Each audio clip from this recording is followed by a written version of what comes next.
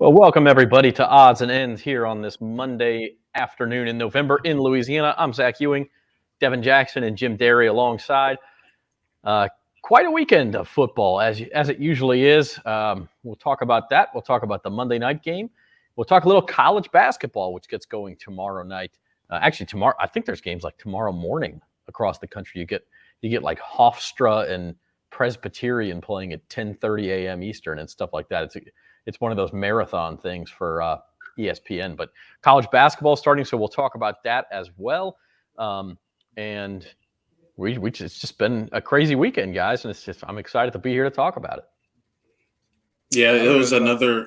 Oh, go ahead, Jim. Go ahead. No, you go. I was just gonna say, it was a crazy weekend. Football, a lot of upsets, both college and NFL. So it was everything you want as a fan. As a bettor, personally for me, it wasn't a great weekend, but it was a really good weekend in general. I think you're probably not alone, especially in the NFL. I mean, it was the sports books cleaned up, which means the rest of us suffered this weekend, Jim. Well, my NFL picks column, I'm 7-5, but you wouldn't know it by my big bucks picks, that's for sure. So I'm hoping to go 8-5 tonight. We'll talk about that in a little bit. Yeah, I don't know that we've ever seen. I mean, ever, I guess, is a strong word, but the upsets that we had and the type of upsets that we had. I mean, Jacksonville. If you would have told me that Jacksonville was not only going to win, but they were going to win by scoring 9 points against Buffalo, and there were going to be no touchdowns scored in the game, Jacksonville wins, I would have told you were insane. And then couple it with Dallas not scoring until late in the fourth quarter and just getting blown away by Denver. You could have made a lot of money off me in that one. I mean, when we show in a few minutes our NFL results, just an absolutely insane set of results. I mean, there's crazy results every week in the NFL. This one, when taken collectively, was like, what other dimension did we just travel to? Because this is just insane. You see the comment from Who Dat for Life, Saints need help on wide receivers. It sure as heck looked like it, especially in the first half yesterday. They left 10, 14, 17 points on the board because of drops in the first half, and lo and behold, you lose the game by 2. So yeah, I'd say that's probably right. We'll see Odell Beckham Jr. out there. We'll talk about the Saints a little bit more as we go. Before we really get rolling, I do want to mention one thing. We have a Sports Betting 101 event. All three of us will be a part of it, along with Jeff Duncan and Rod Walker and some people from Harrah's New Orleans. That is Thursday night at Manning's Restaurant, which is right next to Harrah's. And you can order tickets. Go to NOLA.com/sportsbetting101. Or if you want to try to win some tickets, we still have a couple to give away. And that would just be NOLA.com/101. Take out the sports betting there. You can still enter to win a pair of tickets. But otherwise, it's a pretty good deal. They're $50 each. You get to hear the program. You also get dinner, and I believe it's two beers, 2 drinks. So, pretty good deal for a night. It's an hour long, and you can hang out at Manning's and watch Thursday night football after that, which I think is Ravens and Dolphins, if I'm not mistaken, this week. Ravens and Dolphins. Yeah, not the sexiest game of all time, but it's Thursday night football. Probably some fantasy. Don't start, Devin. Things going on, and yeah, Devin won't like it, but we'll watch Thursday night football with you if you want to come hang out with us at Manning's on Thursday. So that's NOLA.com/sportsbetting101. Before we get to Thursday night football, I don't think Devin is on the kill Monday night football train yet, but we do have Monday night football tonight, and it is a classic matchup. NFL teams that go back decades upon decades. Bears and Steelers live, 7:15 in Pittsburgh. The Steelers, this is ticked up to 7 points, which I'm a little upset about because I got the Bears at +6.5. And also, maybe more surprisingly, Jim, the total went from 39.5 to 40 this morning. So there's some money coming in on the over in a game that sure seems like it'll be a defensive battle. Oh, yeah, Drunk Joe, Aunt Mabel, they love betting the over. It doesn't matter what game it is, where it is, how it is. They just like to see points scored. But they obviously haven't seen these two teams play because neither one of their offenses is very good. And both their defenses are okay, at least okay to good. I don't see 40 points being scored in this game. Although, for selfish reasons, I hope Najee Harris scores 40 points by himself. turnovers are the one. I mean, in a game like this, you've got a couple of defenses that can force turnovers and a couple of offenses that are not known to exactly be careful and efficient. So we could see some turnovers that can always drive up a total. Devin, this real slobber knocker in your eyes as well? It's going to be quite the game for sure. Definitely taking the under if you're going to bet on this game, because it's not going to be a pretty one. Neither team wins. When they do win, neither of them win convincingly, or they win pretty. It's pretty much running the football. A lot of short passes. You're going to see a lot of overthrown balls probably tonight. Quite a bit of sacks as well. Both quarterbacks like to hold on to the ball for a long time. So it's going to be one of those type of games where, honestly, it's just going to be a defensive battle. So we'll see what happens in the game, but I don't think it's going to be any of the Monday night games we got the first couple of weeks. It's definitely going to be one of those low scoring defensive battles, probably like a 20-16 final if I had to guess. In other words, what you're saying is they should play on Thursday night.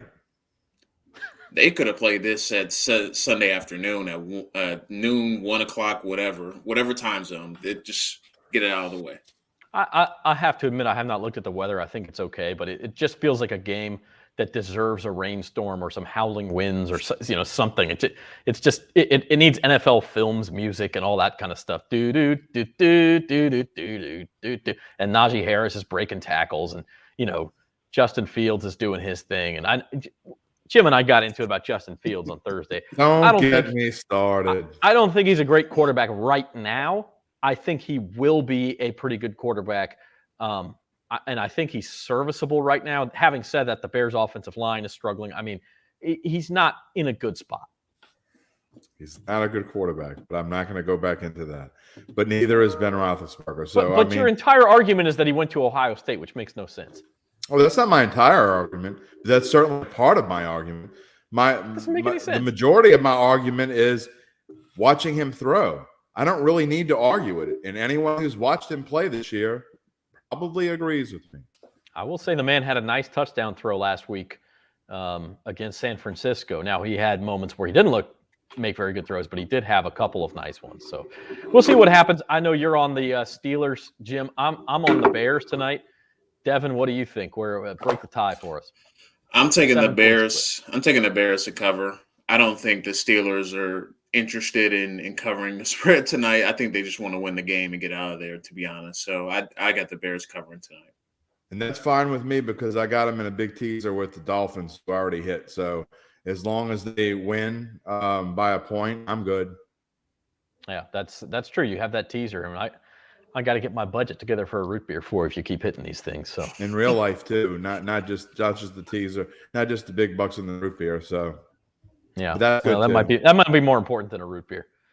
Well, hey, that's Monday Night Football. Let's recap the weekend that was in football here on Odds and Ends on bet.nola.com. We'll start with the college game, and there were some crazy results. Now, we had an almost on what would have been the craziest result of the weekend. LSU had a couple of chances in the fourth quarter to beat Alabama outright in Tuscaloosa, including sort of a half Hail Mary. It was like a 30-yard pass on the final play of the game into the end zone that fell incomplete. But like 29 points were never going to be enough in this game. I mean, it never looked like Alabama was covering 29.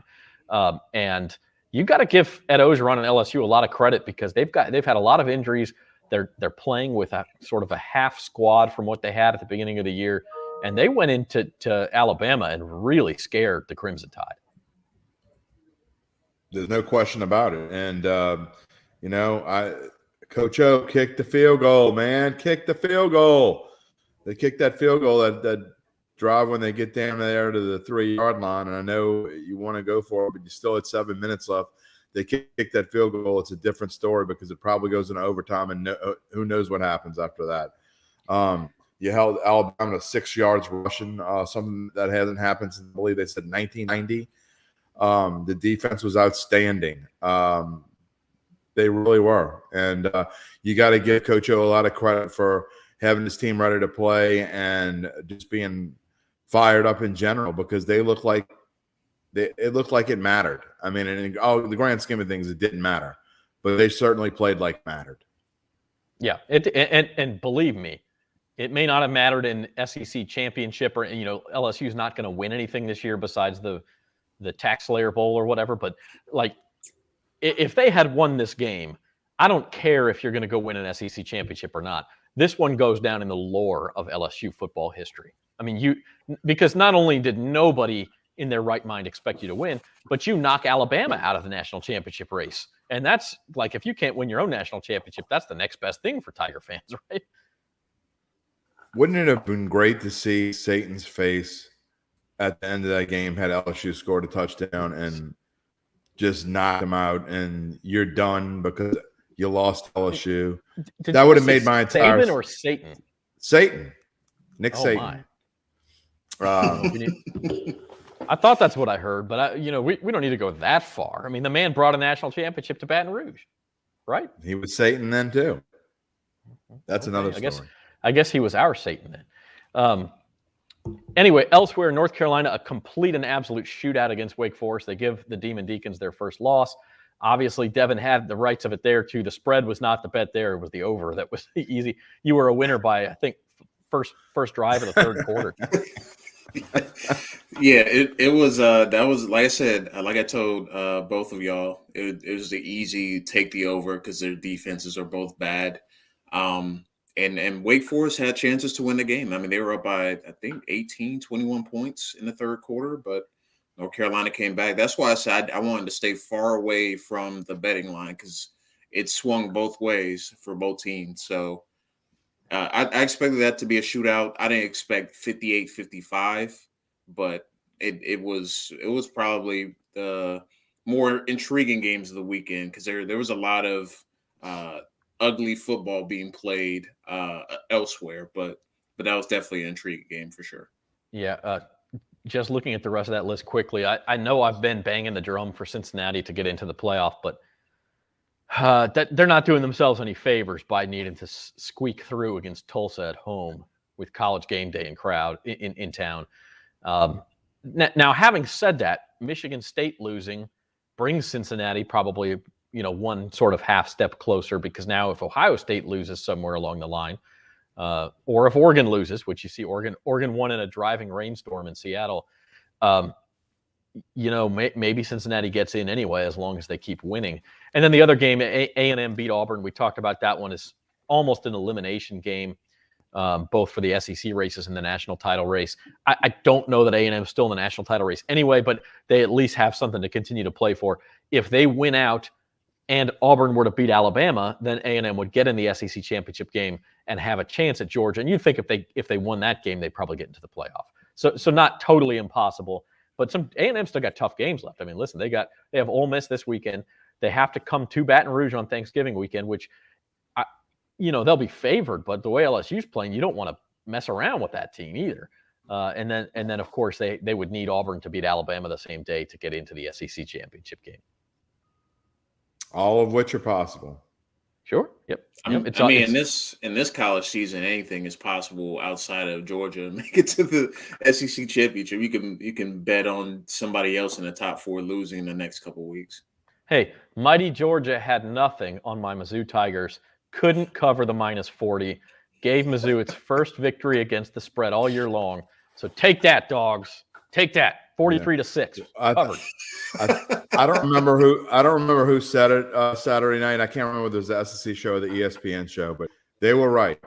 The top 6 teams in the country are number 1 Georgia, number 2 Georgia, number 3 Georgia, number 4 Georgia, 5 Georgia, number 6 is Georgia too. The only team I think Alabama, if they get it together, they have the talent, and then Ohio State's the other one where I think not saying that they would win more than half the time, but they're the only teams that even 1 out of 5 times you get into a game with Georgia, maybe they can beat them. Maybe. Alabama will get slopped. They should hope they lose to Auburn because they're going to get embarrassed by Georgia. Wow. What now? Hypothetically, Jim, what would you think in that situation if it's A&M against Georgia? Because Texas A&M's defense, game. Texas A&M's defense could keep them in that game. I don't think they'll win it, but it would be a good game. And A&M's got to be just kicking itself right now. Texas A&M is 4-2 in the SEC with losses to Arkansas and Mississippi State. neither one of which was an away game. One was a neutral site, one was a home game. You just win one of those games, and you are squarely in the national championship picture right now. Just one of the two, not even both of them. So Jimbo, baby. They got to be kicking themselves a little bit there. Moving on to the NFL, we teased this a little bit, but my gosh, what a crazy set. Look at the right column there. Those are all plus numbers. Some of them are huge plus numbers. And I didn't even put on there the Cowboys losing to the Broncos, which was 10.5. I should have had that one on there too. You had a 6.5, a 10.5, a 15.5, a 5.5, and a 7, all winning outright. And then the Packers also covered. They were the only one there that didn't win outright. But like, it was, if that's any indication, the Bears are covering tonight, because this was the just week from an alternate dimension in the NFL. Here's one for you, Zach. If you had put a $100 money line parlay on the Browns, Broncos, Jaguars, Falcons, Giants, and Cardinals, a $100 parlay, you would have won $175,618. And I would have said, I need Gray Sports Almanac when you're in forward 10 years, and bought the results on all those games, because otherwise there is no way, that you knew all that was going to happen. Although I will say, Jim, I'm looking at Caesar Sportsbook tweeted this out earlier today. There was a bettor at Harrah's who put a $20 parlay. All of these are spread bets. New England minus 3.5, Tennessee plus 7, the Giants plus 3, Atlanta plus 6, Arizona plus 3, Green Bay plus 7, Cleveland plus 2.5, the Chargers minus 1.5, and Minnesota plus 6. So what is that? 4, 5, 6, 7, 8, a 9-way parlay for $20, and he brought home $7,026. So that guy's having a good weekend. Wow. Yeah, and I need to go hang out with that dude. Hopefully he's going to the Sports Betting 101 show. He can kind of fill me in on something. Although I will say this, if you put down a 9-way parlay and you're that good, maybe put a little more than $20 on it and you can retire tomorrow. I still think if you're going to do something like that, though, you're probably better off just going and play the lottery, because you got about the same odds of winning. Yeah, Danny Benton's right. He said you would have to be a time traveler to know that. He's right. That's what I'm saying, man. You need Gray Sports Almanac. Look, the Saints this week, I think we were all in the same boat when it came to the Saints this week. We all liked the Falcons, if I remember correctly. We all liked the Falcons against the spread. And I said it in my NFL picks column. I wouldn't touch them in a knockout pool. Of course, I would have gladly taken Buffalo or Dallas, which wasn't good. But you look at the Saints, you don't want to ever take the Saints in a money line bet or a knockout pool pick when they play the Falcons, especially coming off a week like they played Tampa Bay, when they spent 3 weeks preparing for Tampa Bay. Then you got to turn around, you win the game, you're emotionally spent, and you got to get ready for an Atlanta team you think is not very good, and they're missing Calvin Ridley, and you know them better than you know any other team. And Sean Payton has faced Matt Ryan 26 times now, so they probably thought they could cakewalk through the game, and it's not the case. You can't. Here's a stat for you, Zach and Devin. First time the Saints have allowed 34 yards rushing yesterday. You want to know the last time allowed 34 yards or fewer rushing and lost a football game? 1988. Wow. So that just goes to show you that they just weren't prepared to figure out how to cover Cordero Patterson, and it showed. I mean, there's one guy you can't let run free. It's Cordero Patterson. They let him run free, and Marcus Williams, I'm still trying to figure out where he was with the help. I mean, I think on that play, Paulson Adebo's the corner. The idea is if you can funnel him to the inside, the safety help's going to be there, and he let him get outside. Patterson breaks contain, and But having said that, it never should have come down to that, right? I mean, if right. Like I said at the top, we had a comment about wide receivers. I mean, if the Saints catch, they have 5 drops in the first half. I think it was 5 official drops. If only 3 of those are drops, if they catch 2 more passes, they probably, instead of being down 10-0 at the half, it's 10-7 or 7-3 or whatever it is. It's a closer game, and then when they're able to start their comeback, things are a little bit better. So my question is to you guys: Odell Beckham Jr. is expected to clear waivers today. He's expected to become a free agent tomorrow. He's a New Orleans native. He went to LSU. Clearly a fit with the Saints on the field. Now, off the field, OBJ has been an issue at times in his career. I think Pro Football Talk, Mike Florio said this morning, they expected him to go to, or he preferred Seattle, and Russell Wilson's coming back this week, so that's interesting too. If you have a chance to sign OBJ, are you throwing everything you got at him to do it? I don't think I would, to be honest. I just think the way that the Saints are set up, the way they do business, they don't usually go after these big name guys like this. And I understand they have a need at receiver. They need to upgrade the position. They need someone that can be a number one receiver. But they're already tight on cap space. They're really not going to be able to pay him what he's probably looking for. And then, I mean, even if you get him, you still are 2-3 weeks away from him being truly effective. And that's like the meat of the Saints schedule. Plus, the Saints like to rotate the receivers. He's not going to be in every play. It's a lot of logistics, I think, when trying to acquire him. I don't know if the locker room, I mean, I'm sure the locker room has good enough leadership to take in a guy like him and be able to, have him make sure that he understands the situation he's walking into. But I think just from an optic standpoint, the Saints are usually pretty happy with what they have in building. So I don't think OBJ to the Saints will be happening. Yeah, I don't know that it will happen. I think you make a good point that his salary, if he clears waivers, no longer is an issue for cap space. But Seattle does have more to offer him. They've got more cap space, and so they could offer him more. I agree with you. The locker room wouldn't be an issue. I do feel like you got to go after him and say, hey, this is our best offer. You could play in your hometown. We're in a playoff position. Take your shot. Jim, what do you think? I just don't think he fits in, like Devin said. I agree 100%. He just doesn't fit in with the Saints. The Saints aren't a team of personalities. They just aren't, and that's just the Sean Payton way. I'm not saying they don't, do their thing here and there, and you got your Gardner Johnsons and stuff like that. But I mean, they just that's not their style, and I don't know that OBJ would want to come here anyway with the quarterback situation that's going on. I mean, he had a bad enough quarterback situation with Baker Mayfield. I'm not certain he's going to want to play with Trevor Siemian and Taysom Hill. It just doesn't really fit. It's just not a good fit for the Saints.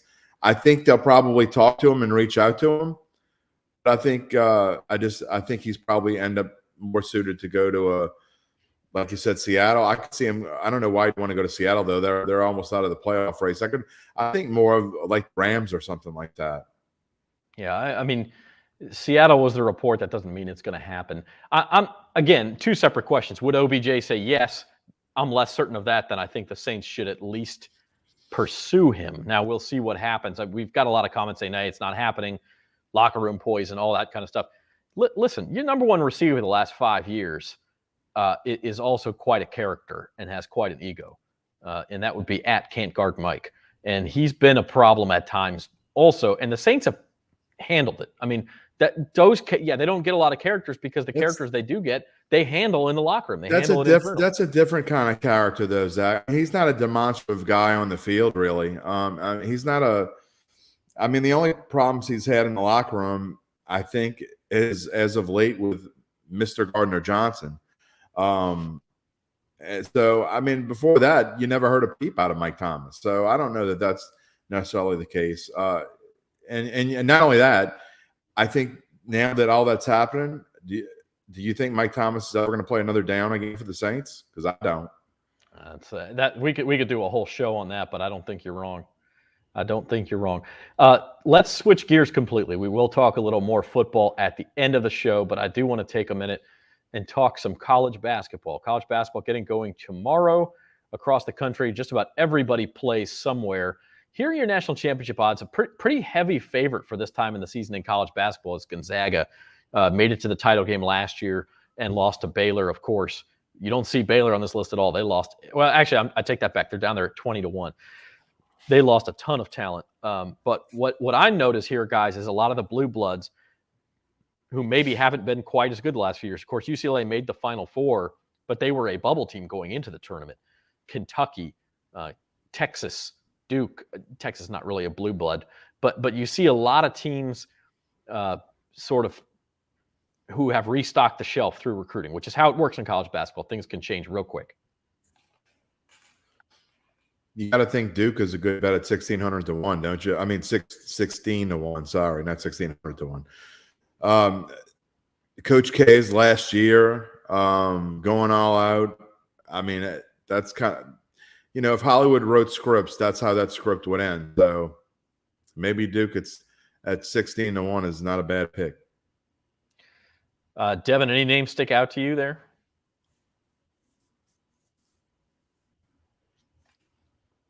Did we lose Devin? We might have lost Devin. We might have lost him. Sorry about that. I didn't realize I was still on mute. But Okay. I was just saying, some of these blue blood programs like, Duke, North Carolina.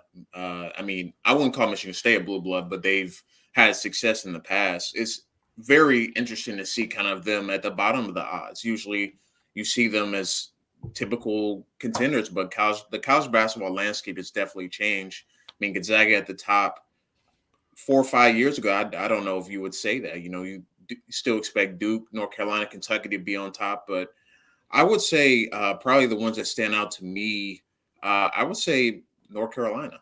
I know they've had some issues over the last couple of years, but they're historically a really good program that always recruits very well. And, they're a team that you can't sleep on. So I expect them to be much better this year, and very excited to see kind of how college basketball unfolds this year. But I would say North Carolina potentially, be someone to watch, and someone that I may drop odds on. Yeah, 30 to 1 odds there for the Tar Heels. Betting futures in college basketball can be a dangerous game, at least from a national championships perspective, because, look, Gonzaga had the best team in the country all year long last year. There's no question about it.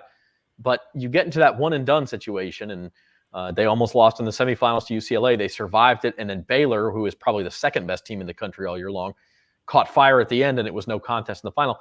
It's not quite the same as college football, where if you think a team is the best, like let's say Georgia, you can be pretty confident they're going to be in that championship game.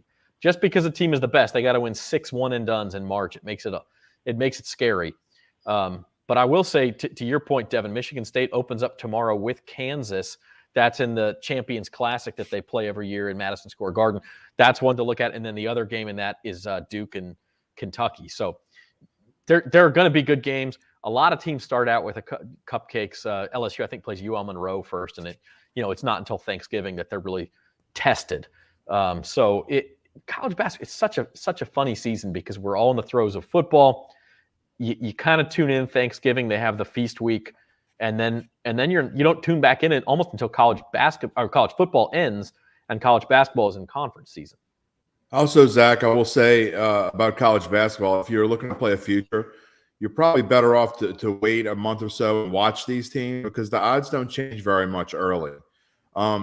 If you like Gonzaga and they start out 10-0, where they're probably still going to be plus 600 or plus 550 around Christmas time anyway. So you might want to get a feel and pick a couple teams you like, watch them for a little bit. They're not going to change that much significantly. I remember last year, I mean, obviously I didn't win it, but I really liked Gonzaga. And I got them in January for, I can't remember what the price was, but it wasn't that much different than it would have been had I bet it in November. So, I mean, unless some team comes out of nowhere, you like some dark horse that's 50 to 1 or something like that, you might as well just wait. Yeah, it's a tricky thing because of the tournament. I will say, from now that we have sports books in this state, though, if you've never done it, I know a lot of people do it anyway. Take the first weekend of March Madness off work, that Thursday, Friday. Do yourself a favor. If you're going to do that, go down to Harrah's, check out the Caesars Sportsbook. It is the best atmosphere to be in for March Madness because everybody's got action on one of the 4 games that's going on. Somebody's going nuts. There's constant betting. The whole thing is, it's probably maybe not the only event, but it's more fun in the sports book than it is to actually be in the arena, because the arena. Devin and I are taking off. Devin and I are I've already taking off. I'll be in Germany for March Madness this year, so you guys are in trouble. But maybe you can work from the sports book. Maybe we could set that up, huh? Yeah. Maybe. One thing from college basketball futures is that's a little less volatile, say, is betting conference odds. And that's where I want to put these up too for the SEC, because this is just who's going to finish first in the conference. This has nothing to do with the conference tournament. And so Kentucky's favorite in the SEC. Alabama, which won it last year, they're plus 450. Arkansas had a real good team last year as well. Kentucky's interesting. They're the name brand. You're probably not getting a lot of value at plus 350. And then the other bet that sticks out to me, quite frankly, is LSU right here at 14-1. LSU had a lot of transfers. It's a lot of turnover. That team still has talent.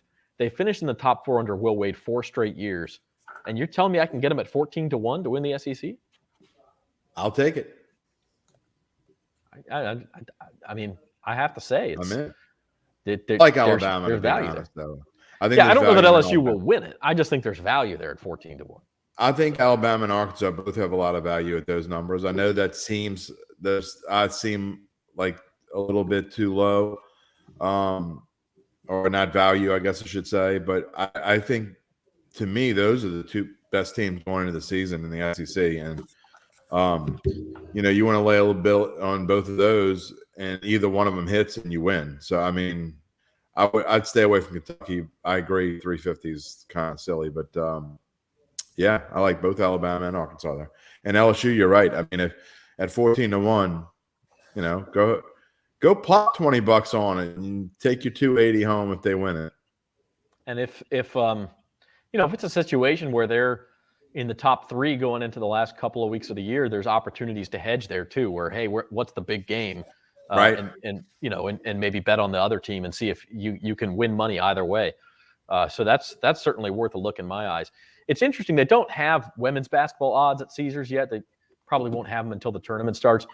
Women's basketball at LSU with Kim Mulkey in town is going to become a big thing again. Yeah, they should definitely have, kind of more excitement around it. You got a coach that's won multiple championships before too. So that hire was very significant for LSU women's basketball. So I'm very excited to see kind of how they fare. And then also, before we move on from the conference odds, I saw a stat today. I think LSU has won the most games in the SEC over the last 3 years in basketball, if I'm not mistaken. I think I saw that this morning. You're right. So they would be a tremendous value, I think, at 14-1. Yeah, I mean, that line just doesn't make any sense. It's because they're not a name brand. They're not Kentucky. They didn't go deep into the tournament last year. Quite frankly, nationally, nobody likes Will Wade, and it's pretty obvious to see why. But whether you like him or not, he's a good coach, and he has had a lot of success. I'm going to have to hunt for, speaking of women's basketball, though, I'd like to see, whether it's offshore or whatever, what kind of value LSU is getting. They don't have the type of talent Kim Mulkey had at her last few Baylor teams, but she's going to coach them up. Oh, there's no doubt about that. Yeah. Let's move on. And I also put up a post here with the conference title odds for each of the teams in the state of Louisiana, just to get an idea. Of course, the Southland is where most of these teams reside, and Nichols is the favorite in the Southland at just plus 125, almost an odds-on favorite there. You see the Ragin' Cajuns expected to do well, same with the UNO Privateers. And then Grambling and Southern, I think, are 4th and 5th in the SWAC odds, so that'll always be a lot of fun. And then poor Tulane down there. Maybe they won't finish in the cellar this year. I'm not betting on that. I'm not betting on them to win, that's for sure. 60-1 or not, I'm not going to bet on that. So, although I probably would have bet on that. I probably would have bet on that before I bet on Jacksonville money line yesterday. That's true. That's a pretty good segue. So let's move back to football to wrap things up today. Looking ahead to. I think we might have lost Zach real quick, but I think, Devin, the thing that jumps out at me on this college football list, there are 2 games that I find interesting. I find it very interesting that Arkansas is only giving LSU 2.5. Are we overreacting to the Alabama game? And then Penn State laying 1 to Michigan, even though Harbaugh has been terrible in games that really matter. I mean, Penn State, to me, is quite a couple notches below Michigan. Yeah, I think both of those games are very intriguing. The one that kind of sticks out to me though is Georgia at Tennessee. I know Georgia has been the best team in college football, but Tennessee has been one of the hottest teams in the SEC that not named Georgia. They just came off a win against Kentucky. They play Ole Miss down to the wire before all their fans started throwing things on the field. Right. But the quarterback play has been really good for Georgia. And I think this is going to be Georgia's last test before the SEC championship. So I think Tennessee can at least give them a half, maybe give them 3/4, make it interesting. Josh Heupel has done a really good job at Tennessee, and they got some quality wins this year. So I'm very. Go ahead. Let me ask you another one that's intriguing to me, and I want to get your opinion because you've been so good on college football this year. But Texas A&M, I mean, doesn't that line seem low at Ole Miss? It seems low. I also think they're not giving Texas A&M enough credit. I think they're giving Ole Miss a little bit too much credit as well. I'm surprised it's not that 4.5 line we saw against Auburn. I would Right. I would think that's because if I'm not mistaken, Auburn beat Ole Miss, so I'm kind of surprised about that line. I think they're overrating Ole Miss just a little bit.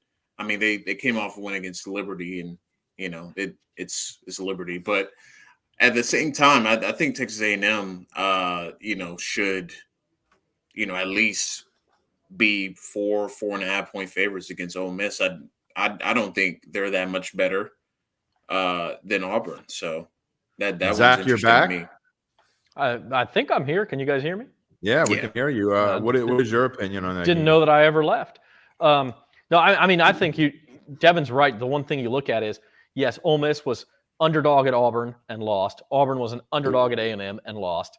But now this game's in Oxford. So, you got home field isn't worth quite what it used to be. It used to be worth 3 or 4 points. Now it's usually people say 2.5 to 3. This is a tough road spot for A&M. They had the big win last week. It's a must win for them if they want to stay in the race. We talked about that. A lot of road favorites here. I would say A&M's got to be on the lookout.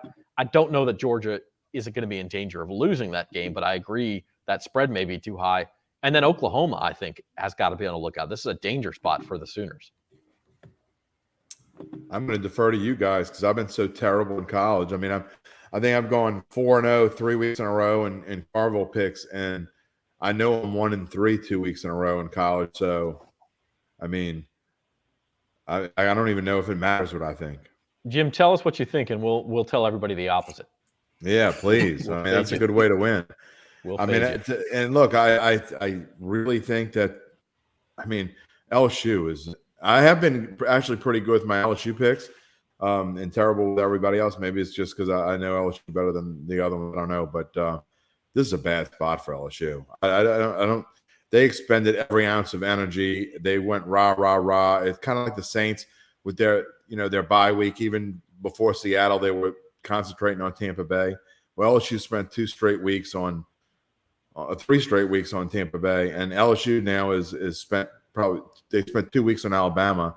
Now they got this quick turnaround and play an Arkansas team that's hungry and knows if it wants to play in a major bowl, which it hasn't done very recently, they're going to have to win and maybe win impressively. I think Arkansas is going to win big here.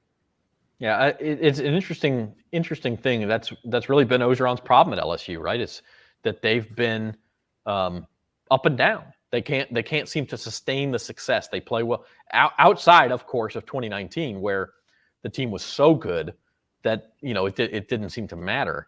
But they'll have a good performance, they'll have a bad performance. Everybody will jump off the bandwagon.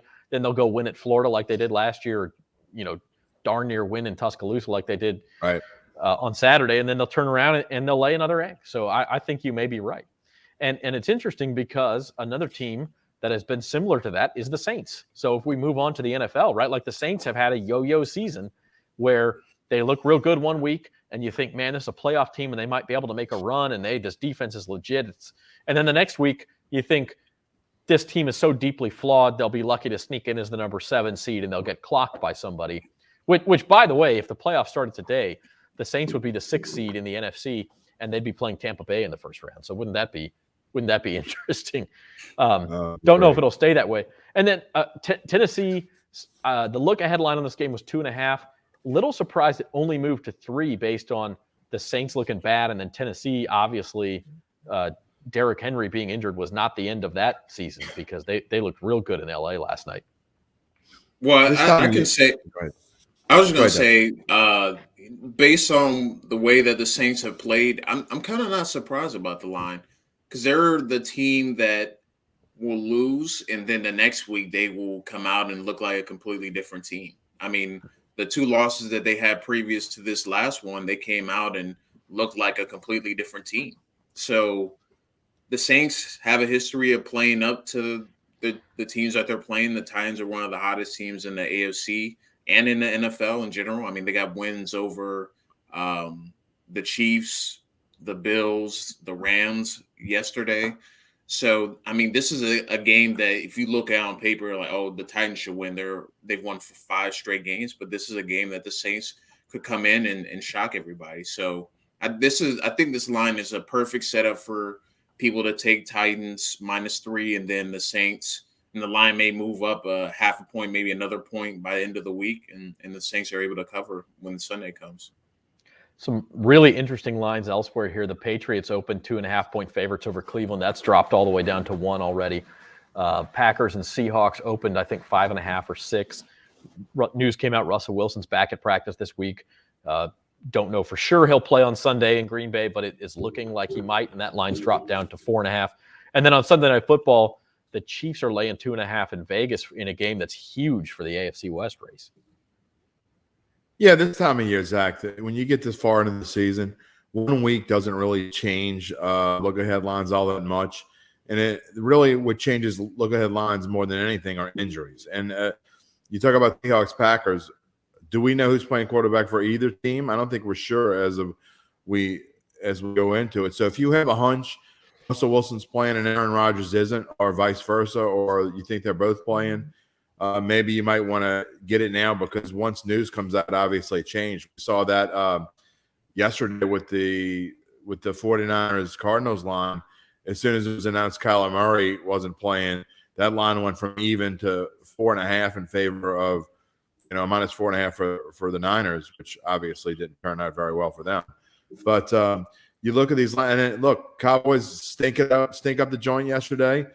Falcons win at New Orleans, and the Cowboys are still a 9-point favorite. So they're just not going to change that much because they know that average Joe Better is still going to probably go with. They're not average Joe Better isn't going to worry about what happened last week as much as he would have in weeks 1, 2, 3, and even 4. Or maybe they think he will overreact to it, and they set the lines knowing that these are the true strengths of the team, and that's going to make them some more money next week. Well, some teams get an overinflated lines anyway, and so I think as you see with Cowboys, although they're 7-1 against the spread, so they can't be too overinflated, but Cowboys and Chiefs, the Chiefs are always – the Chiefs shouldn't be favored at Vegas if you just look at power ratings and who they played. I'm not saying that's going to be what my pick is, but if that wasn't the Chiefs, if you just took the nameplate off and you showed me a list of their schedule and what the outcome was, you'd say Vegas would either be a 1 or 2 point favorite or it'd be a pick 'em at worst. But because it's the Chiefs are a 2.5-point favorite. It is a strange line because the Chiefs were 7.5-point favorites again at home against an Aaron Rodgers-less Packers team. It's Jordan Love's first career start, and they couldn't even cover that. And now we're saying they're going on the road. So -2.5 on the road is the same thing as like -8, 8.5 at home. So we're saying the Raiders are a worse team than the Aaron Rodgers-less Packers. I have a hard time believing that. If you they didn't lose to the Giants. If you bet against the Chiefs for the last calendar year, and if you started with $20 and bet and doubled your bet every time, maybe kept a little bit on the side or whatever, you're a pretty rich puppy right now. The Chiefs don't cover. Yeah, they have struggled to cover week in and week out, and that's a big spot for Vegas. Now, the one thing I'll say is Vegas went all the way out to New York, all the way back home. They're having all sorts of off-field issues. Obviously, it's a difficult situation there. So I don't know that I feel real comfortable betting on the Raiders, but the line doesn't make a whole lot of sense. So, I won't be touching that one. Yeah, that's a tough one. But before we leave, guys, I don't know if I realized this before this morning, but you look at now that they let 7 teams in the playoffs in each conference. You know who the number 7 seed in the NFC is right now? The Falcons. It's the Atlanta It's Devin Jackson's Atlanta Falcons. That won't last. Well, I mean, I'm not offended. But look, the Falcons have, I think, over the last 3 or 4 weeks, I think this is more of an indication of who they are. They're not a 2, 3, 4 win team, but they're not a playoff team either. I think they're they'll finish probably season 7 and 10, 8 and 9, just based on what it is. But I think they early on in the season, they still had some of that, kind of stink from last year, the last couple of years, because they just just didn't make sense how bad they were. But now they're actually a decent team. They're not good enough, I think, to make the playoffs or even be a serious contender just yet. But they're not god awful like they were in the first 3-4 weeks of the season. You can't win consistently in the NFL without a running game, and the Falcons don't have a running game. Yeah. Now, I will say this, though. Somebody's got to be that 7 seed, and 8 and 9 might win it. I mean, you look at the other contenders, 9 and 8, I think for sure will. If I had to pick somebody right now, I'd pick Seattle. They're 3 and 5, but they're getting Wilson back. Could they get to 8 and 9 or 9 and 8 and take that last playoff spot? Yes. Or the Saints may be a team that's fighting. They may finish 9 and 8 and fight for that spot. I think it's going to be the Vikings. I don't know. The Vikings are also 3 and 5. They have a shot. So it's going to be somebody without a great record in that 7 spot. Vikings are going to go on a little run. Vikings are going a little run in that division. Obviously, they don't match up that great against the Packers, but they could beat Green Bay. But I think, you talk about the rest of the division, and I know they had to squeak one out against Detroit, but I think you're talking about the best of the also-rans. I think you got to go with Minnesota there. Be interesting to look up some will they make the playoffs odds, and we may very well do that for Thursday's At the Book show, which, by the way, Thursday At the Book will be in a little bit of an abbreviated version. We're going to go live at 12 o'clock high noon on Thursday, and so plan for that to be with us. We'll look ahead at the weekend in betting, and the reason we're going early is so we can all make it down to downtown New Orleans to Manning's Bar and Grill for Sports Betting 101. And if you'd like to join us for that, learn the basics of sports betting, or just sit and listen to us yab and have dinner and drinks, it is at Manning's Bar and Grill. Go to NOLA.com/sportsbetting101 for tickets. Tickets are $50 each, but they do include dinner and a couple of alcoholic beverages. So it's going to be a good time for everybody. That event starts at 6 p.m. on Thursday. So once again, that's NOLA.com/sportsbetting101. Guys, final thoughts, maybe tonight's game, maybe college basketball, anything else we talked about, Devin? Probably not going to watch tonight's game, if we're being honest, because I just have no interest in watching the Bears and Steelers play. Maybe in the 1980s or 90s, but not tonight. But final thoughts, it was a bad week of big bucks for me. It was my second negative week, so I do not have the crown this week. So. No, I think he's human. He's human after all. I think I get the crown this week. Although if the Steelers cover tonight, we were all 3 of us negative. So if you're fading our picks, congratulations. But if the Bears cover tonight, I was positive, and I think either way I at least lost less than you guys. Yeah, I stunk up the joint. I stunk up the joint last week in big bucks. Like I said, I had a great NFL picks week, but I think of the 7-5, and I think 4 of them were 4 of the losses were some kind of way connected into big bucks. So just picked the wrong ones. But I will say this, for all you people thinking about, if you go later in the week and debating whether or not to go to Manning's to catch out Sports Betting 101, just think you had the chance to meet Jeff Duncan in person. And you can't pass up on that opportunity. It doesn't happen very often. So make sure you get to Manning's on Thursday. And if you want to meet him, you can come tap me on the shoulder, and I'll lug him over there, and you'll get to shake Jeff Duncan's hand. You can't bring any tomatoes, nothing like that. We're going to confiscate them at the door. But you can meet Jeff Duncan and tell him what you think of his work, which is all positive, I'm sure. We talked about quite a lot today on odds and ends. We thank you for joining us. We talked some Monday Night Football, some college basketball, and of course, looking ahead at the next week in college football and the NFL, and also the Saints and their problem at wide receiver and the other issues they've had. We'll see if they choose to do something about that or not. Until Thursday, catch us at high noon at the book. Tomorrow, 4 o'clock, the Fantasy Roundup with myself and Spencer Urquhart. We'll talk fantasy football and maybe where OBJ is headed and what that means from a fantasy perspective. And by the way, guys, I had a Superflex league this week where I started Josh Allen and Trevor Lawrence. So that's how my weekend went. That's bad. I had Josh. I have a one and done league where you pick a lineup and you can only pick a guy once all season. And I saved Josh Allen for this week. Yeah, brutal. He's speaking of stinking up the joint. Josh Allen did not have unless you're talking about the Jacksonville Josh Allen. He had a great day. Yeah, really. That's what I meant to pick. That was the problem. Yeah, exactly. Yeah.